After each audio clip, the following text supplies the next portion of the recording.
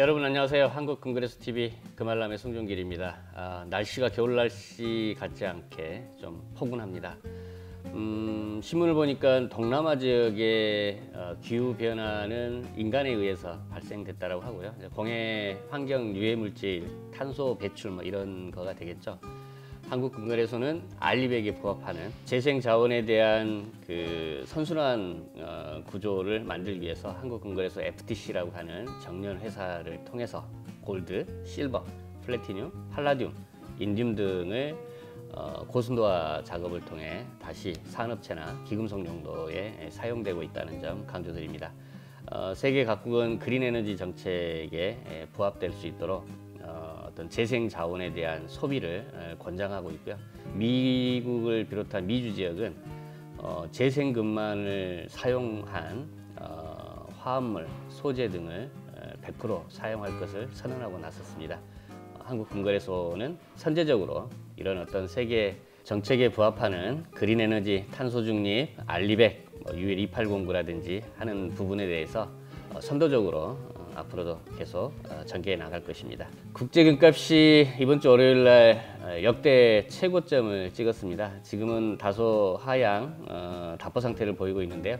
한 주간의 이슈, 해외 전망 기사 짚어보도록 하겠습니다. 한 주간의 금값 먼저 확인해 보겠습니다. 월요일이 가장 높았습니다.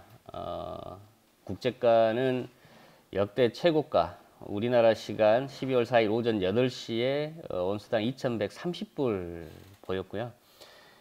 그람당 기준가는 87,300원대, 돈당 가격은 327,000원, 33만원에 육박한 그러니까 돈당 가격을 보였고요. 실버 가격 또한 폭등했습니다. 그람당 1,072원, 플래티늄은 39,400원, 팔라듐은 42,200원대 나타냈고요.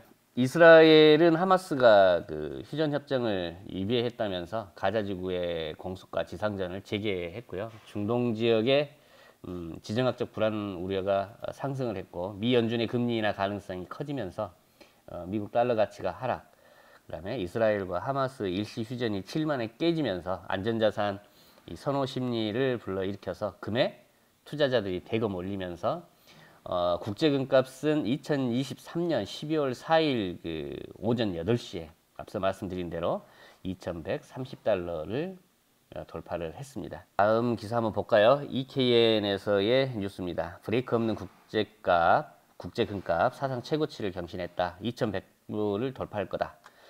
금 가격에 대한 강세는 미국 금리가 정점에 도달했다는 인식과 달러화 약세, 지정학적 리스크에 따른 투자자들의 금 매수세, 여기에 인도 결혼식 시즌과 크리스마스, 중국 설날로 금 실물 소요가 늘어날 것을 전망하고 있고요. 이 각국 중앙은행들이 경기 둔화를 이유로 금을 사들이는 것이 금값 상승 요인 중에 하나입니다. 이 국내 전문가들은 금 가격의 상승세는 앞으로도 이어질 것으로 내다보고 있고요. 경기 침체에 대한 우려 심리도 많이 작용되는 것으로 보고 있습니다. 다음은 데일리 임팩트, 치솟는 금값, 글로벌 전문가들 안 늦었다, 지금 사라 라고 하는 코멘트가 있는데요. 금값이 사상 최고치를 찍고 급등하고 있지만 전문가들은 추가 상승 가능성을 높게 전망하고 있고요. 단기간 가격이 많이 올랐다는 생각이 들 수 있겠지만 여러 요인을 감안해 봤을 때 내년에 추가 상승 여력이 충분하다. 그래서 아직 투자하기에 늦지 않았다라는 설명을 하고 있습니다. 2024년까지 달러와 금리가 모두 하락할 것으로 예상된다는 점이 금값의 긍정적인 시그널이라고 보고 있고요. 2024년 말까지 금값은 온스당 2200달러까지 오를 수 있다라고 예상을 하고 있고요. 다른 그 MKS 펜프사 금속 전략 책임자 또한 2011년과 비교하면 이번에 금값에 대한 레버리지가 적다면서 금값은 온스당 2100달러를 돌파하고 2200달러를 바라볼 수 있겠다라고 하는 낙관적인 전망을 내놓고 있습니다. 다음 월스트리트 저널인가요? 자, 무디스 부채 위험 증가로 중국 신용 전망을 부정적으로 평가했고 하향 전망하고 있습니다.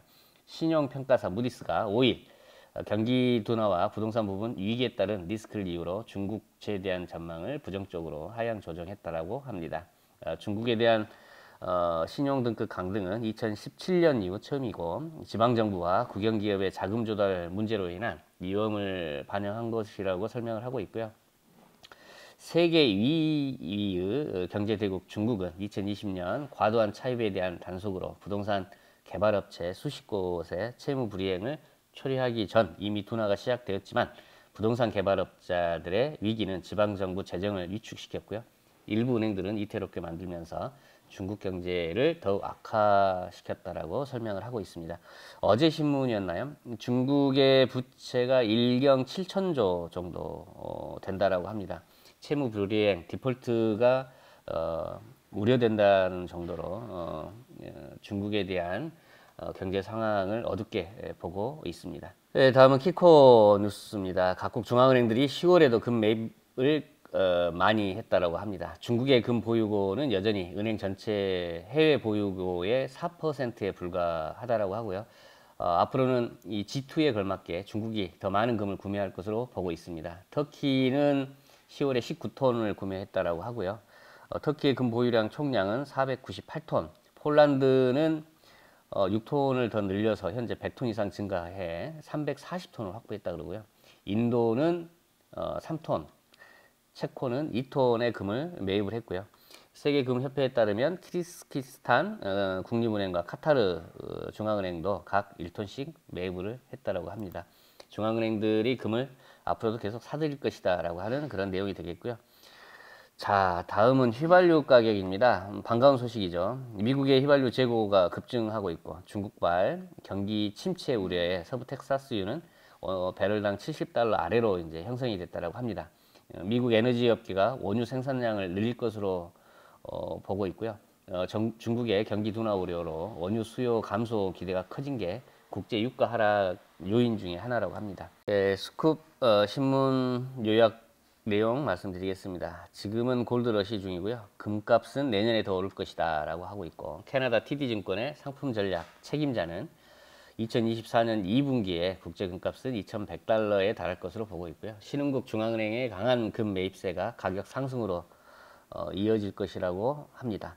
싱가포르 같은 경우는 싱가포르 대화은행 글로벌 경제 책임자는 미 CNBC와의 인터뷰에서 2024년까지 달러 가치와 금리가 모두 하락할 것으로 보고 있어서 금값에 긍정적인 요인을 미칠 것이다 라고 하고요. 내년 말까지 국제 금값은 온수당 $2200 수준에 상승할 것으로 보고 있습니다. 금값의 주요 상승 요인은 지금 현재 진행되고 있는 이스라엘 팔레스타인 하마스 간 충돌, 러시아 우크라이나 전쟁, 지정학적 리스크와 미국의 기준금리 인하 가능성이 커지고 지정학적 리스크가 커지면서 안전자산 선호 심리가 높아져서 금 수요를 자극 중에 있다. 그 다음에 금리가 낮아지면 달러가 약세로 돌아서고 이는 해외 구매자들에겐 금값이 저렴해지는 효과를 주면서 주요 글로벌 투자은행들은 이르면 내년 3월 늦어도 7월에 미 연방준비제도 미 연준의 금리를 인하할 것으로 예상하고 있다라고 하고 있습니다. 아무튼 내년에는 올해보다는 금값이 더 높아질 것이다. 다만 우리나라는 원화가 이제 변수가 되겠죠. 달러 가치가 하락하면 원화는 강세가 될 거고 지금보다는 더 낮아질 수 있다라고 하는 부분을 감안해서 국내 금값을 전망을 해봐야 되겠습니다. 주말 연휴 날씨가 춥지는 않을 것 같습니다. 남부지방 같은 경우는 이제 김장김치를 12월 초에 대부분 담가 먹는데요. 제가 남부지방에 내려가서 직접 김장을 담는 재미를 느끼고자 합니다. 한국의 전통 음식이라고 해야 되나요? 반찬이라고 해야 되나요? 전통을 지키는 것도 나쁘지는 않을 것 같습니다. 행복하고 유익한 주말 연휴 되시기 바랍니다. 오늘 방송 이만 마치겠습니다.